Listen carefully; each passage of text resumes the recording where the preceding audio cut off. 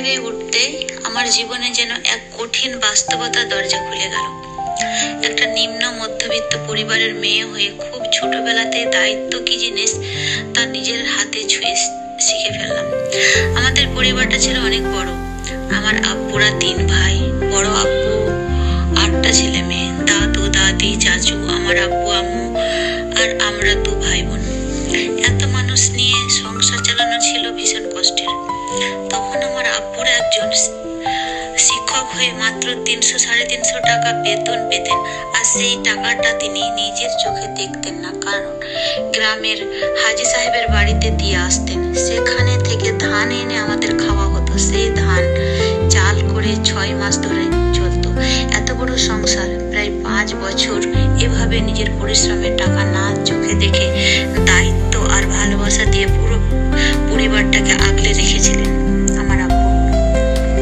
পরে যখন বড় আব্বুর ছেলেরা বড় হয়ে আলাদা হয়ে গেল, তখন আমাদের ছোট্ট সংসারটা নতুন করে গড়ে উঠলো।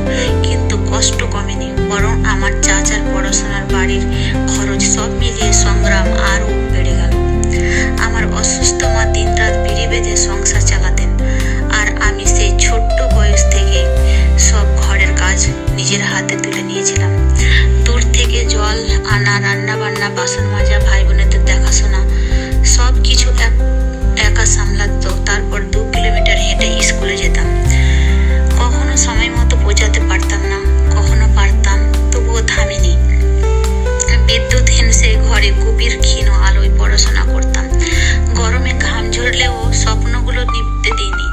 এইভাবে প্রতিটা দিন কষ্ট, দায়িত্ব আর অদম্য ইচ্ছা শক্তিকে সঙ্গী করে আমি বড় হতে থাকলাম। নিঃশব্দে কিন্তু গভীর শক্তি আর অটুট ভালোবাসা নিয়ে। এইভাবে আমার জীবনে ক্লাস 6-এ